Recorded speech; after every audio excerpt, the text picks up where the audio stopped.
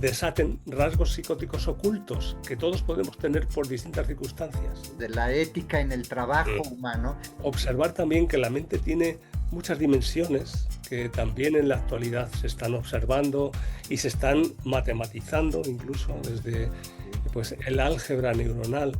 Que la ciencia sea una forma de ayudar directamente a las personas y no aprovecharse de ellas. Hay que respetar la individualidad, porque en cada caso, en cada persona, la significación, el proceso de asociación significativa entre las sensaciones, los sentimientos, las vivencias, los pensamientos y el símbolo que aparece del inconsciente es distinto. Entonces, tiene que ser personal. ¿Cómo es que justamente entonces estas otras dimensiones de nuestra propia mente y de lo que luego mucho hablamos en psicología transpersonal están muy al alcance, no están tan lejos?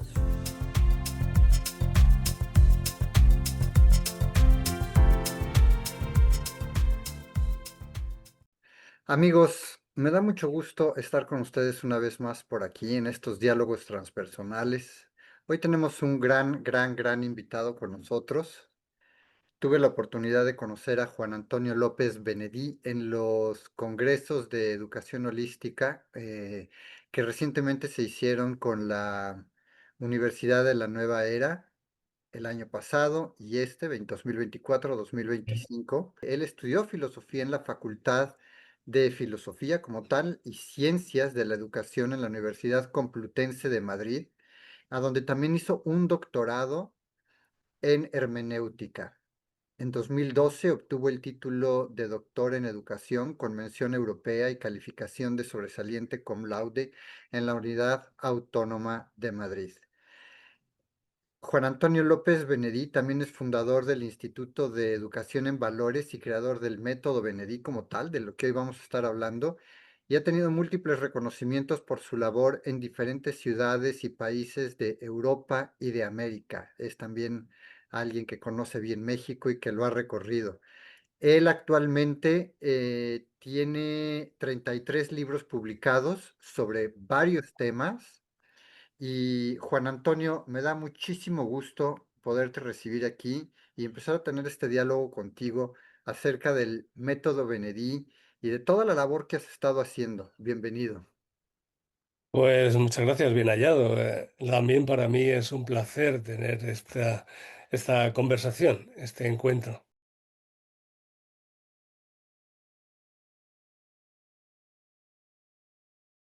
Cuéntanos un poco, ¿cómo surge el método Benedí y por qué todo este involucramiento con la educación desde una perspectiva integral? Bueno, yo cuando hice el doctorado en hermenéutica al que te has referido en la Complutense ya hace bastante tiempo, ahí empecé a interesarme por los estados alterados de conciencia y por el mundo de los sueños. Ahí publiqué mi libro de cómo interpretar los sueños, porque la hermenéutica es interpretación. Entonces ahí me dediqué a la interpretación de ese mundo simbólico y el ir observando esos estados de conciencia y cómo poder ayudar a las personas desde ahí.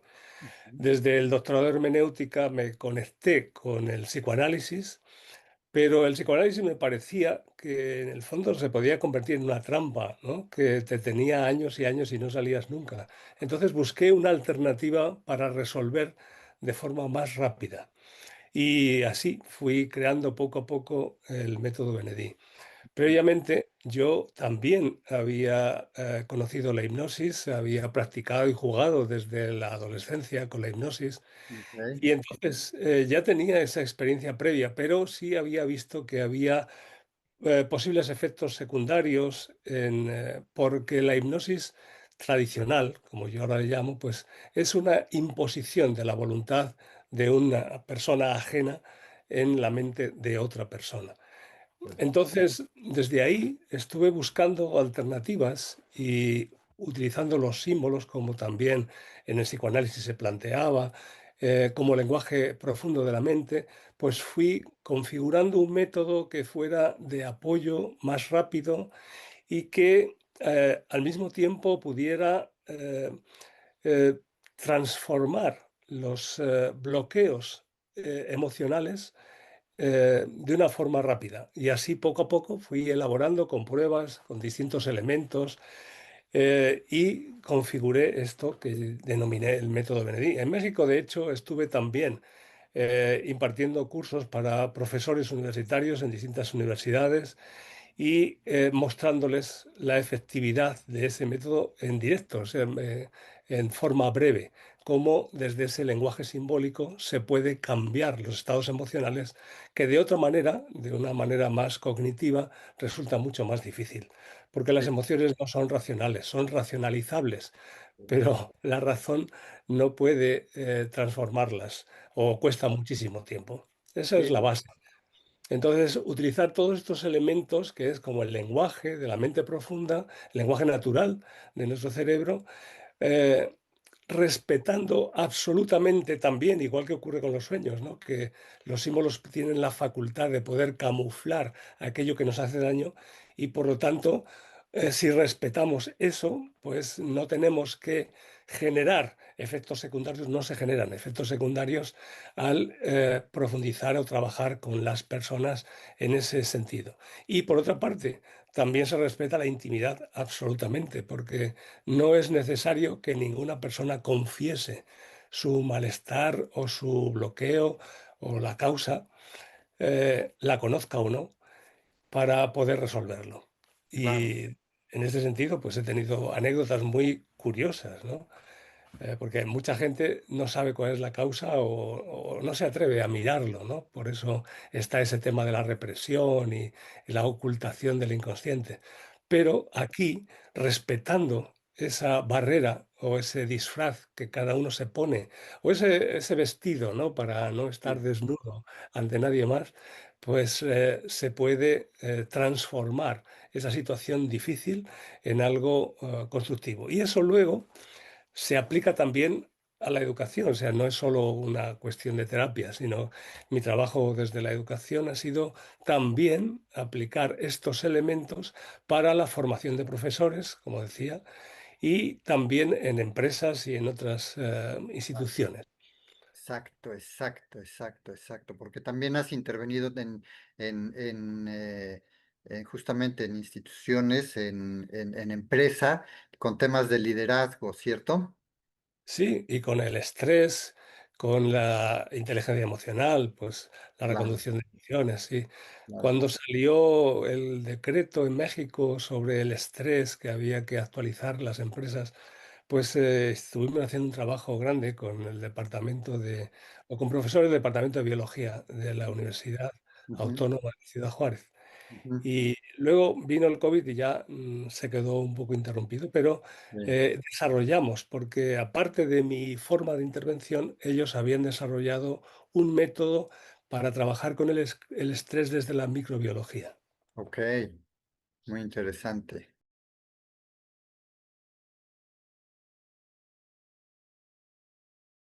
Muy interesante. Me llama la atención que en tu trabajo con los sueños hayas encontrado, por ejemplo, que la hipnosis en un momento dado, como dijiste, te parece, y bueno, es algo discutido también, no solo porque tú lo digas ahorita, pero es algo discutido, que de pronto es más la sugerencia que pueda hacer alguien más sobre un sujeto que lo que realmente el sujeto podría en un momento dado estar procesando. Este, ¿Por qué sucede esto? ¿Estamos hablando de una hipnosis bajo una perspectiva ericksoniana o de qué hipnosis? No, No, una perspectiva previa a la ericksoniana. ok, Eh, Erickson lo que trató es precisamente de llegar a una forma de hipnosis, a un diálogo terapéutico que fuera más constructivo. Porque la hipnosis tradicional, que empieza pues, desde Mesmer con el magnetismo y toda esta historia, ¿no? sí, Es una imposición de sugestión. Entonces, realmente no trata o no cura un proceso, sino que lo camufla o lo transforma en otra cosa, pero puede generar muchos efectos secundarios. sí, sí, ¿como cuáles? Bueno, yo, por ejemplo, cuando empecé con la hipnosis, que yo Ujú. era, pues eso, adolescente, también Sí, estuve en la Comisión Española de Parapsicología, en la ah, Comisión de Hipnosis.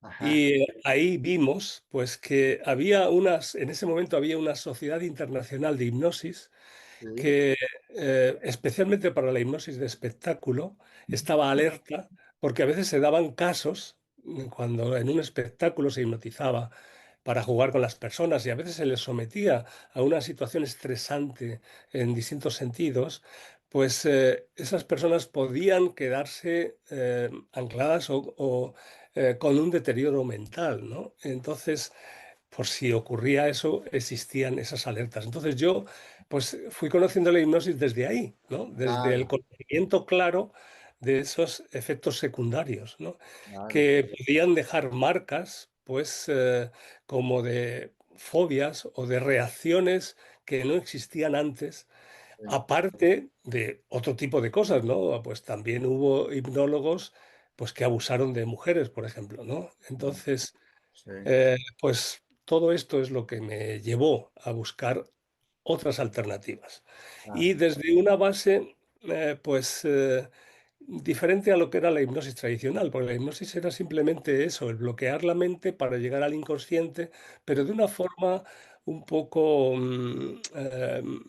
agresiva, invasiva, ajá, invasiva, iba yo a decir invasiva, agresiva. sí, sí, Sí, exactamente, es exacto, invasiva. sí, sí, sí, Entonces, pues bueno, desde ahí fui trabajando hasta que descubrí desde la propia práctica, porque fue así como empecé a observar cómo era más fácil, o sea, se podía llegar a un estado alterado de conciencia o un estado de trance suficiente, porque no es necesario que sea demasiado profundo, la persona no tiene por qué perder la conciencia, sino solo alterarla. Eh, y en ese estado que era más rápido, porque la hipnosis tradicional a veces se tardaba mucho, o se recurría a la hipnosis de espectáculo, donde la imposición del hipnotizador era todavía mucho más fuerte, ¿no? Como claro, ocurrir. Y entonces desde ahí es desde donde yo empecé a observar alternativas fundamentalmente basadas en esta cuestión simbólica, ¿no? Trabajo con los sueños. sí, En realidad fue como continuar lo que había empezado Freud. Freud conoció también la hipnosis con Charcot Parson en París cuando él empezaba. sí, A él le abrió un mundo, desde ahí desarrolló el psicoanálisis, sí, pero, no, su forma de no intervención hasta que la persona fuera tomando conciencia, pues se desarrolla demasiado larga. Sirve para sí, otras cosas, ¿no? sí, Pero claro, para resolver un conflicto, no tanto, ¿no? sí, sí, Entonces, pues a mí lo que me preocupaba era eso, el ayudar a las personas a resolver conflictos lo antes posible. Y si luego querían conocerse más en profundidad, pues evidentemente se podía seguir trabajando al estilo psicoanalítico, ¿no? claro, claro, claro. Es muy interesante lo que estás diciendo porque en tu libro sobre los sueños también hablas, y ahorita mencionaste la palabra parapsicología, Mm, por eso ligo el tema a, a lo que en su momento dentro en tu libro, repito, de los sueños o de la interpretación de los sueños, mencionas de estos paralelismos a lo que en los inicios del siglo XX, con todo lo que fue la apertura de ciertos conocimientos antiguos, como por ejemplo lo que empezó a divulgar la Sociedad Teosófica y algunas otras ujú. corrientes que había por el momento, con respecto a esta dimensión llamada astral o los sueños en el mundo astral, en la dimensión astral. Muy vinculado a lo que estás diciendo, porque al final el sueño es símbolo. Sí, exactamente. Yo no me dediqué tanto a esa parte, o sea, esa parte la investigué por otro lado, incluso pues también hice observaciones a través de sesiones de Ouija y todo esto para ver cómo, o la proyección astral, todo eso Sí, fui investigando, pero lo que buscaba era algo más rápido y eficaz y algo que se pudiera contrastar y que no generara, sobre todo eso, que no generara pues algún tipo de rasgo psicótico, porque sí, cuando se utilizan esos referentes, es fácil que algunas personas, que eso también lo fui observando, sí, pues desaten rasgos psicóticos ocultos que todos podemos tener por distintas circunstancias. sí, sí, sí, Entonces, pues para evitar eso es por lo que se trataba de buscar una forma de diálogo y de trabajo compartido, ¿no? De constructivo y sobre todo respetuoso absolutamente. Sí, sí, sí, definitivamente concordamos ahí. He tenido la oportunidad, y lo digo rápidamente como un breve paréntesis, de también trabajar en algún momento dado desde la perspectiva transpersonal, con el lado con estos aspectos ocultos a veces del inconsciente, la sombra Mm, y cosas por el estilo. La sombra como arquetipo para que la gente que nos mm, escucha nos vaya siguiendo el paso en lo que vamos diciendo. Y definitivamente, si uno entra de maneras demasiado directas, lo que decíamos invasivas, esto puede resultar en irrupciones del inconsciente que salgan de control y momentáneamente suceda este brote psicótico que puede realmente ser muy, para quien lo vive, muy difícil de procesar, mm. y para quien está al frente, a veces difícil también de controlar si no está uno preparado, ¿no? Y además Exactamente. también está el tema, y luego es un terreno al que también tú entras, que es este de los valores humanos, de la ética en el trabajo Mm. humano, de, híjoles, cuidado, ¿no? No transgredir de esa manera la mente de quien tenemos enfrente, porque al final la responsabilidad también es nuestra. Claro, claro. Pero fíjate, es que también, bueno, ahora que has citado la sombra, pues evidentemente el trabajo de Jung también lo estudié en profundidad Sí, y desde Jung también la alquimia. sí, También leí muchos tratados de alquimia antiguos e incluso investigué sobre ellos sí, y todo eso también me llevó a este trabajo con los símbolos, ¿no? sí. Pero sí, por supuesto, ese respeto y ese trabajo en los valores humanos, que en mi tesis, la tesis que hice en educación en la Autónoma, en la Universidad Autónoma de Madrid, pues tenía ese propósito, ¿no? De aplicar todo esto a la educación. Sí, Y desde ahí entrar en ese mundo de símbolos, claro. pero con un sentido complejo, ¿no? Porque Sí, es observar también que la mente tiene muchas dimensiones que también en la actualidad se están observando y sí, se están matematizando incluso desde sí, pues, el álgebra neuronal exacto. y ponerlo eso a favor de las personas. No simplemente tomar a las personas como conejillos de Indias, sino que todo, que la ciencia sea una forma de ayudar directamente a las personas y no aprovecharse de ellas, ¿no? Efectivamente, efectivamente. Y lo dijiste, no como conejillos de India, sino como hay aquí un encuentro Mm. humano en el que ambos estamos descubriendo todos estos contenidos de nuestra conciencia. Sí, pero fíjate en el sentido transpersonal. Sí, Yo hice experiencias en Suecia, por ejemplo, ujú, con personas suecas. sí, Tenía un traductor, sí, porque yo no hablo sueco. sí, Pero cuando me traducían, las personas después de la experiencia decían que sin saber español, sin que ellos conocieran español, cuando oían mi voz, ellos veían lo que yo decía y luego se corroboraba con la traducción que se iba haciendo simultánea. Y eso correcto. me llamó mucho la atención porque ahí se une con otro de los elementos que es la onda cardíaca. Hay una forma de transferencia que se genera a través de la onda cardíaca Sí, y esa es la empatía en su sentido más literal y puro, ¿no? sí, Donde transmitimos conocimiento pero de una forma palpable, ¿no? Si, sí, con esas experiencias que tuve, pues se quedaba evidenciado, ¿no? sí, claro.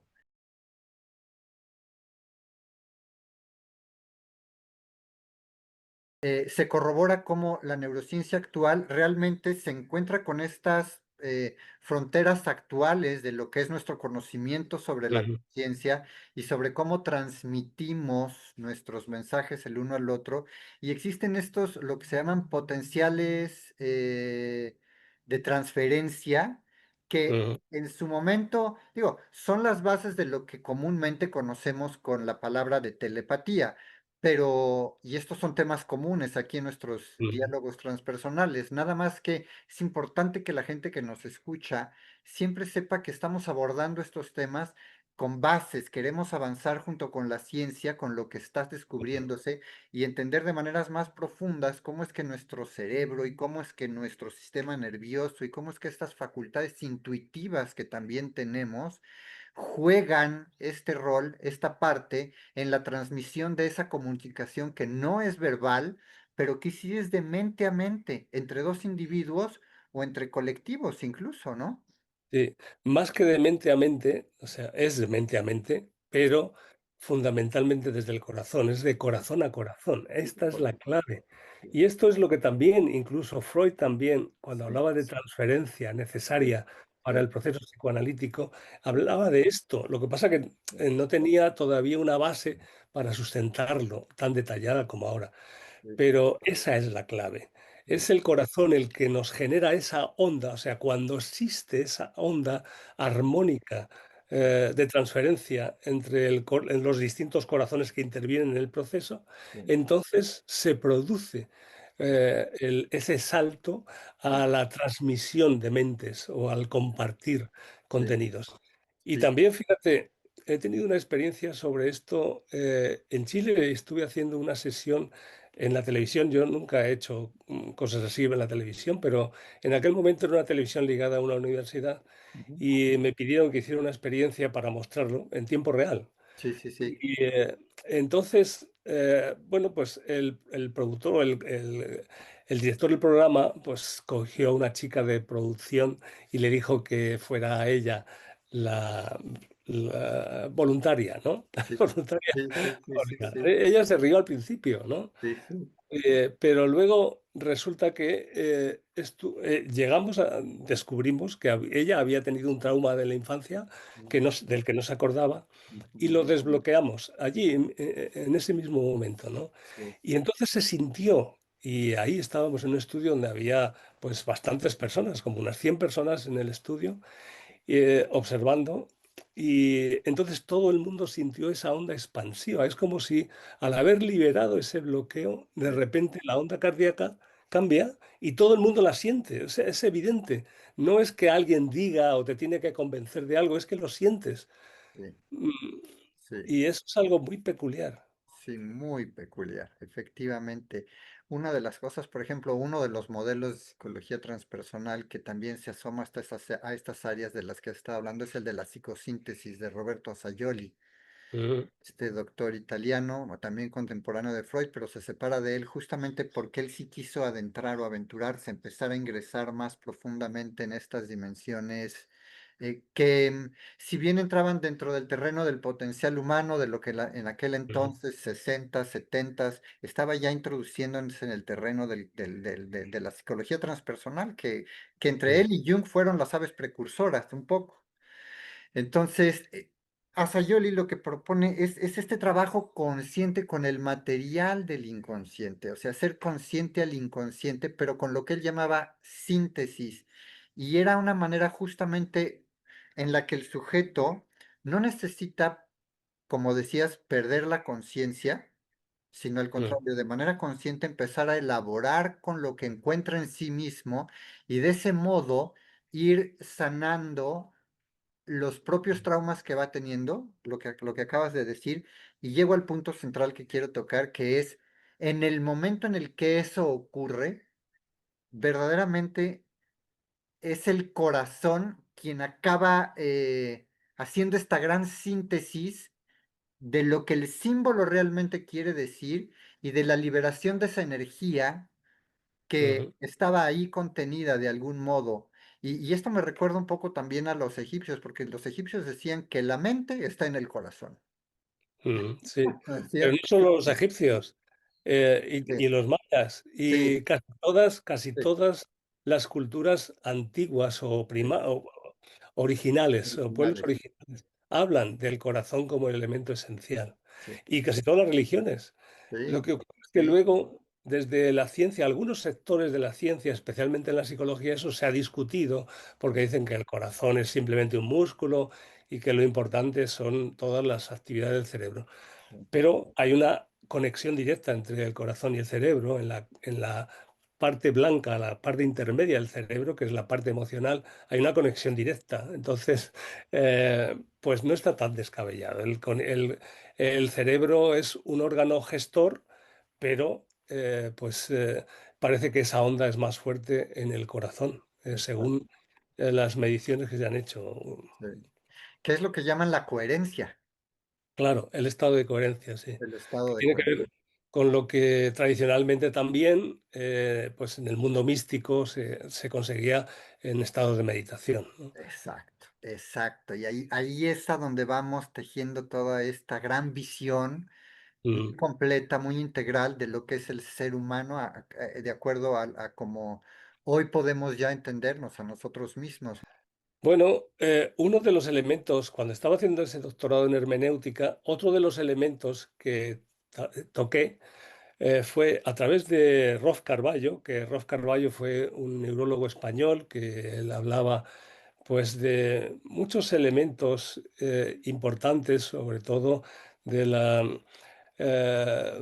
somatización, de los procesos de somatización.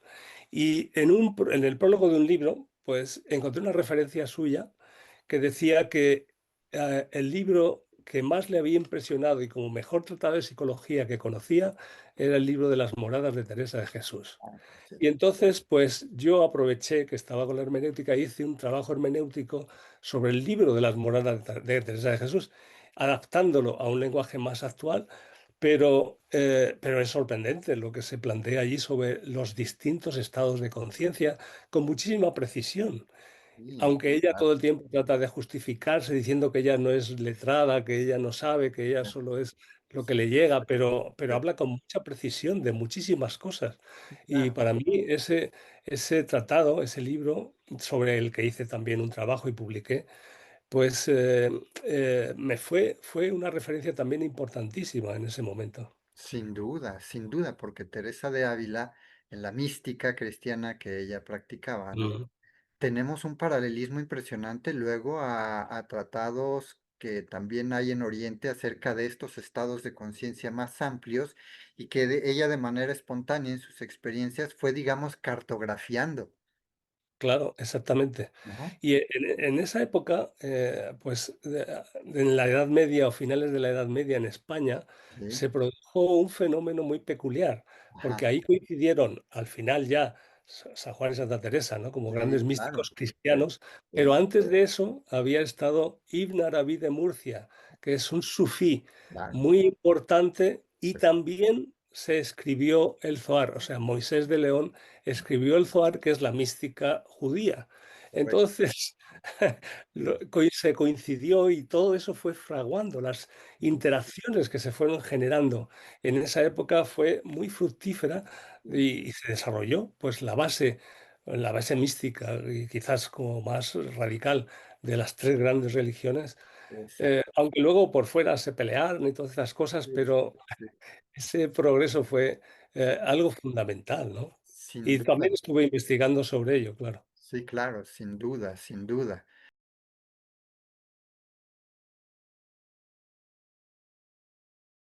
correcto, Pero el álgebra es el estudio de una serie de elementos matemáticos, como pues, ¿no? que son ahora muy corrientes para nosotros, como las ecuaciones y todo esto.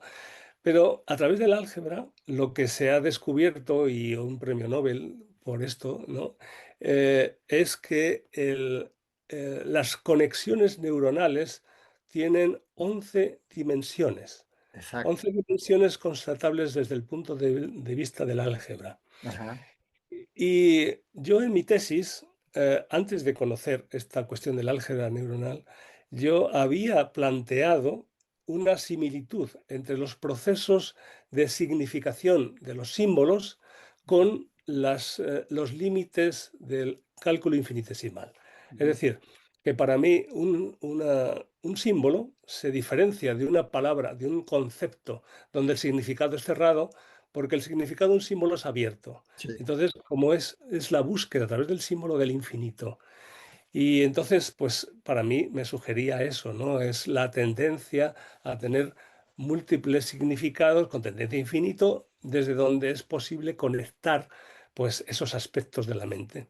Pero correcto, luego también en las matemáticas, en el cálculo ya infinitesimal, pues estaba el concepto de la recta real, que es de lo que hablé en el Congreso, ujú, porque la recta real es, bueno, en las series numéricas infinitas, pues hay infinitos mayores, digamos, que desde los números naturales, los números racionales, los números eh, irracionales, en fin, hay una serie de infinitos que van siendo cada vez más grandes porque hay entre un número y otro, también hay infinitos infinitas variables. Es decir, bueno, entonces me di cuenta que en la recta real, y es que esto pues no me sí, gustaría que se complicara mucho, sí, sí, pero en la entiendo. recta real hay procesos densos, hay ámbitos densos donde entre un número y otro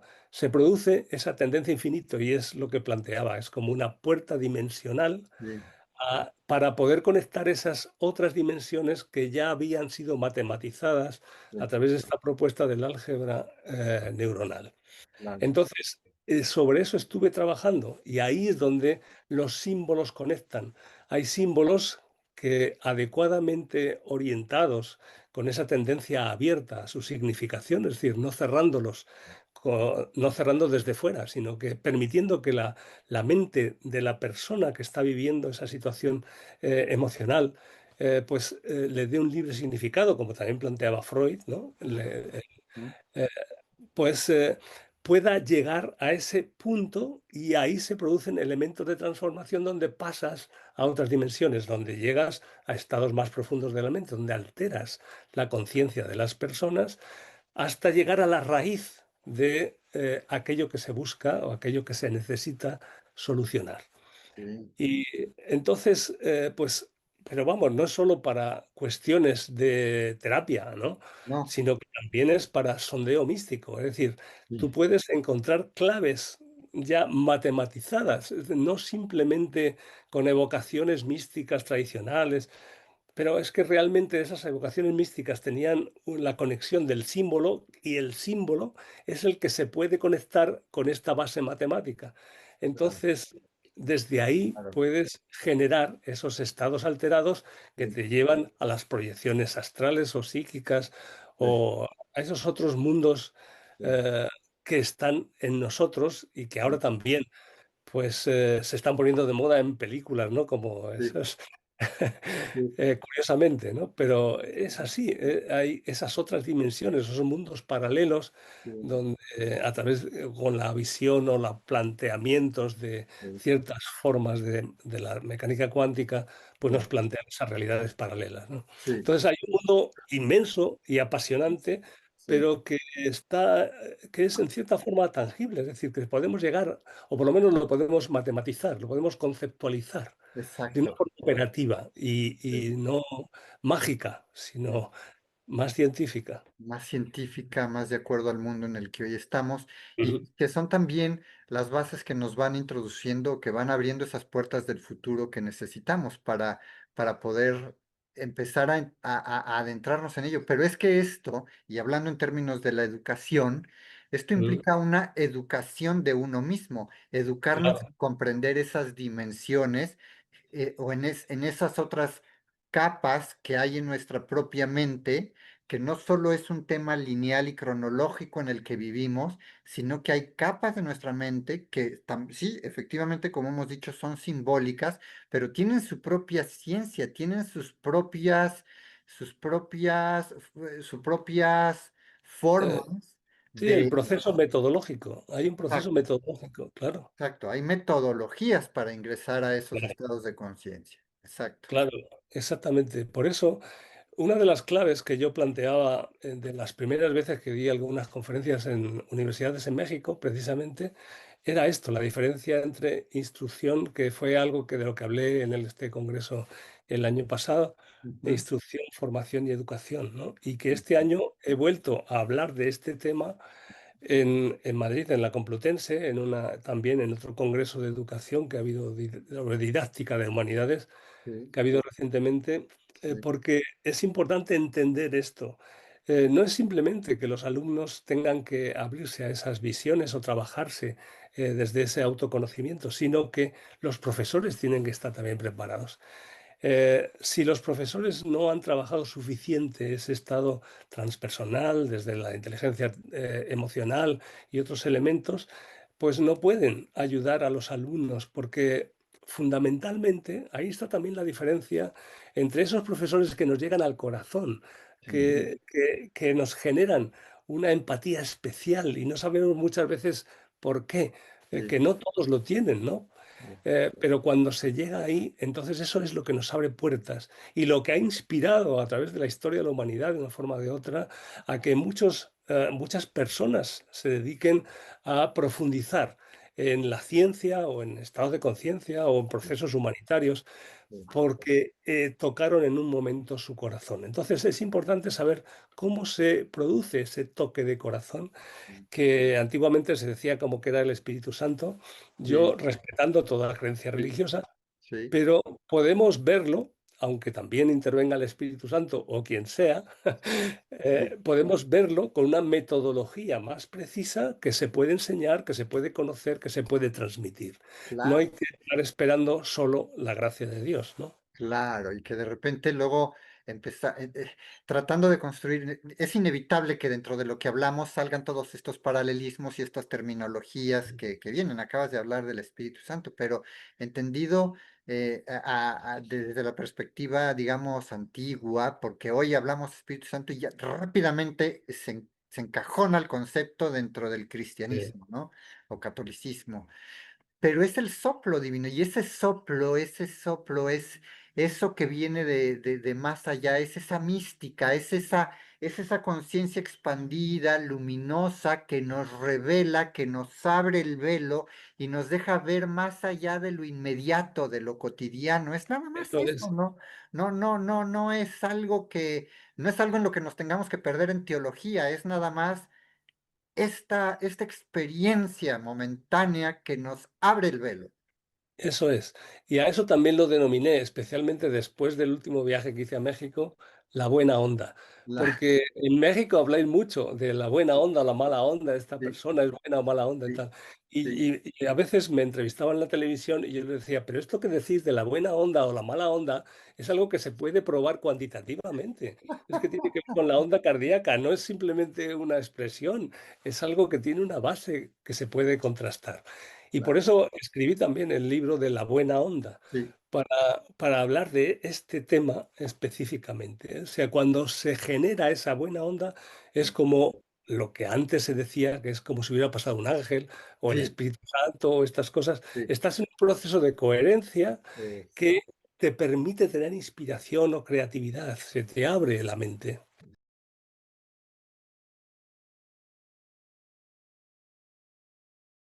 exacto, exacto. Y ahí estamos justamente en el terreno de la inteligencia del corazón, en esta Eso, coherencia que tú comentas. Y ahora, todo esto llevado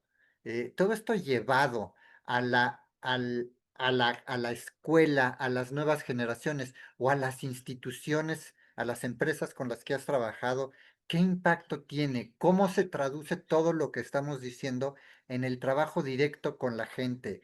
En los procesos uno a uno o grupales. ¿Qué sucede? claro.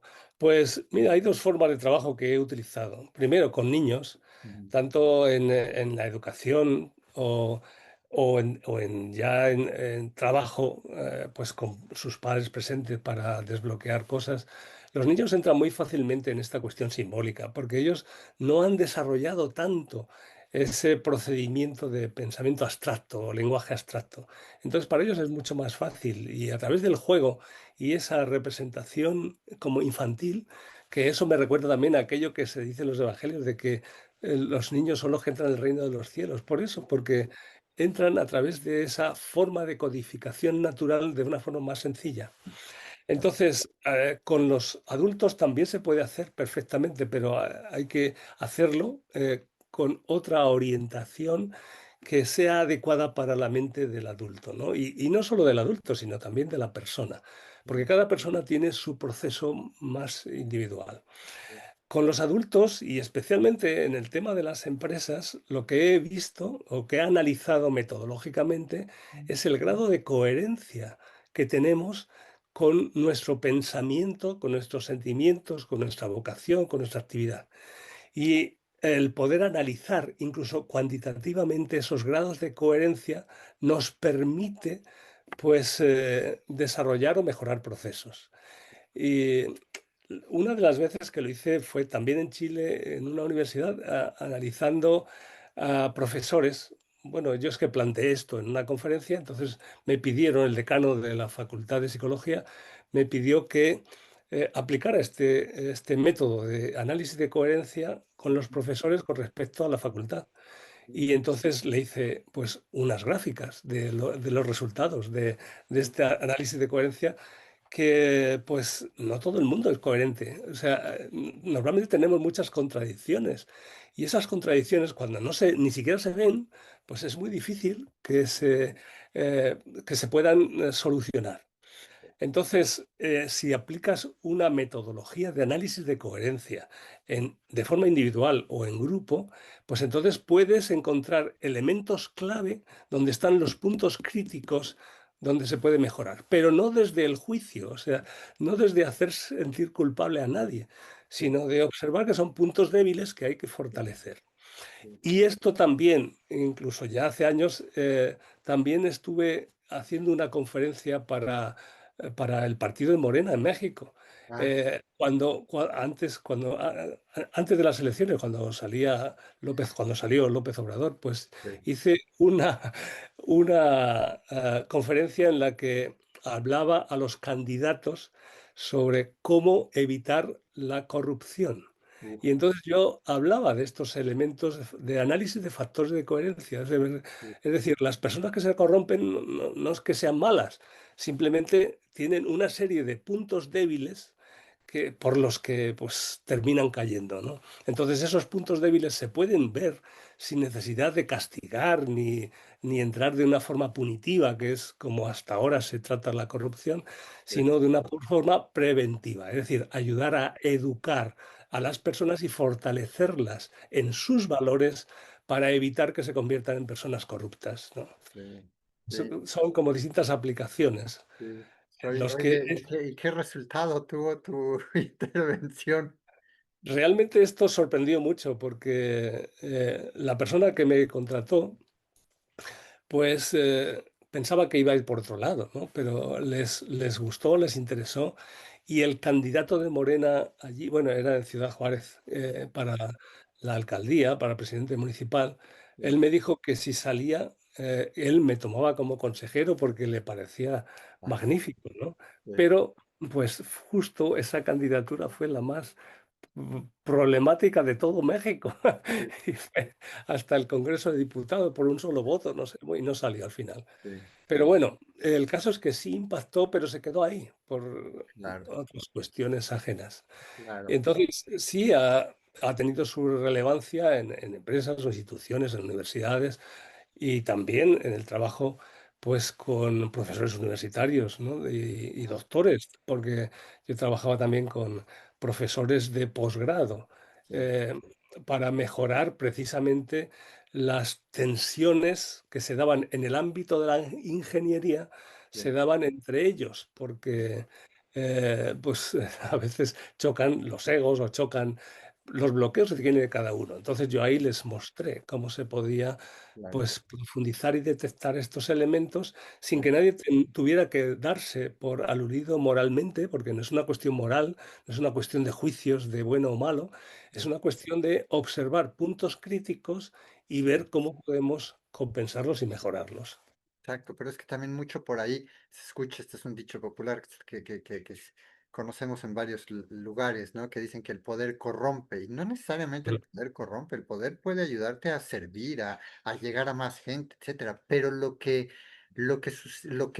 y regreso un poco al inicio de la plática, lo que vulnera un poco al individuo una vez que tiene poder son estos puntos débiles que en sí mismo, que no ha trabajado para que tengan la Claro, suficiente coherencia y entonces este poder pueda ponerse al servicio de, en lugar de en beneficio propio claro, claro, o de tratar de cubrir todas estas carencias personales con las que desgraciadamente de pronto crecemos desde niños, la infancia, historias de vida, y entonces ahí es a donde se voltea esto, cuando en realidad, si entramos en la coherencia, la onda, la buena onda, nos puede ayudar más bien a tener algo que dar, a servir, Eso es, a extendernos al mundo con una propuesta que pueda claro. La cuestión servir. sería, ya tomando otra vez la referencia simbólica de la física, tener un agujero blanco o un agujero negro. Ajá, Porque ajá, la sombra, el arquetipo de la sombra, como decías antes, es como un agujero negro que va absorbiendo todo lo que hay. Y eso, cuando tenemos esa carencia o esos traumas que han generado ese saco de basura, que como yo a veces también lo refiero, sí. pues entonces eso se termina convirtiendo en el elemento de podredumbre que va absorbiendo tu personalidad y que te puede llevar, pues eso, a lo que era la visión demoníaca, el mal y todo eso, ¿no? Sí, sí, sí, Pero Jung también habla de esto, ¿no? Y en su obra El Ayón, y cuando trabajamos el arquetipo del sí mismo para que ilumine todo el inconsciente y así llegamos a esa conciencia crística, ¿no? Que, sí, pues, sí, sí, claro. Entonces, hay una fórmula, o sea, o sea, esto se puede trabajar metodológicamente, eso es lo que yo he insistido y a eso es a lo que yo he tratado de aportar con este tema del método Benedí, pero no es tan estandarizable. Y ahí es donde está el problema de lo que ocurre ahora, ¿no? Que todo tiene que ser estándar para poder venderlo a cualquiera.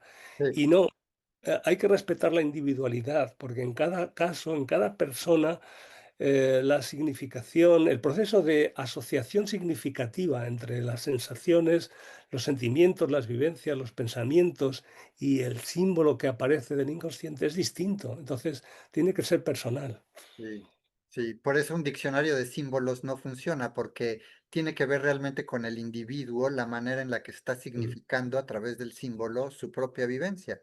Sí, bueno, yo en mi libro de cómo interpretar los sueños doy un diccionario, pero explico Sí, que ese diccionario no es un significado acabado, sí, sino que hay que verlo dentro de un sistema. Ahí cuando publiqué el libro era muy al principio de todo ese trabajo sí, y entonces la forma que explico es muy básica.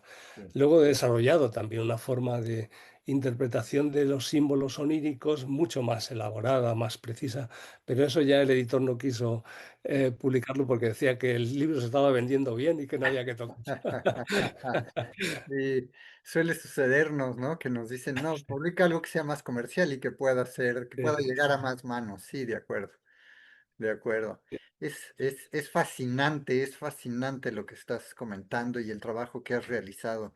Eh, y nos lleva, entonces, se ramifica hacia tantos lados que en realidad nunca acabaríamos de hablarlo, pero Y es no, muy importante que la gente que nos escucha y que te escucha a ti, por ejemplo, exponer esto y adentrándote en los detalles del trabajo que realizas, ¿cómo es que justamente entonces estas otras dimensiones de nuestra propia mente y de lo que luego mucho hablamos en psicología transpersonal están muy al alcance, no están tan lejos? claro, Somos, claro, somos, somos seres humanos que necesitamos en cualquiera de nuestras edades educarnos acerca de nosotros mismos para poder acceder a esas dimensiones y de ahí también sacar no solo estos significados profundos, sino experiencias integradoras que nos ayuden a ser seres humanos más completos, más integrales en el mundo de por hoy. supuesto, por supuesto. Y además para resolver problemas concretos, Sí. porque cuando entramos en esas dimensiones y desbloqueamos, lo que se abre es la creatividad. Y la Y creatividad es la llave para resolver problemas, esa es la clave. Entonces, en cualquier ámbito, y yo personalmente lo he utilizado a lo largo de mi vida, siempre, ¿no?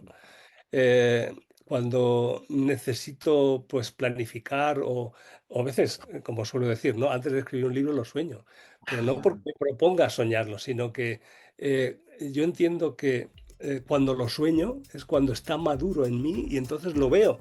Y sí, ahí es cuando lo planifico, lo desarrollo, ya lo estructuro sí. y entonces pues todo fluye.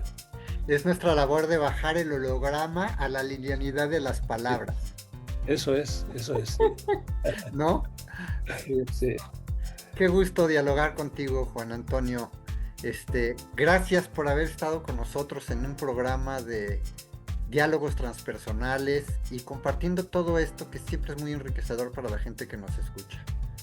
Pues encantado y nada, pues eso, espero que sea de utilidad y pues aquí estoy, ¿no? Pues cualquier duda, cualquier propuesta, pues encantado. Exactamente. Amigos, muchísimas gracias por haber estado aquí con nosotros.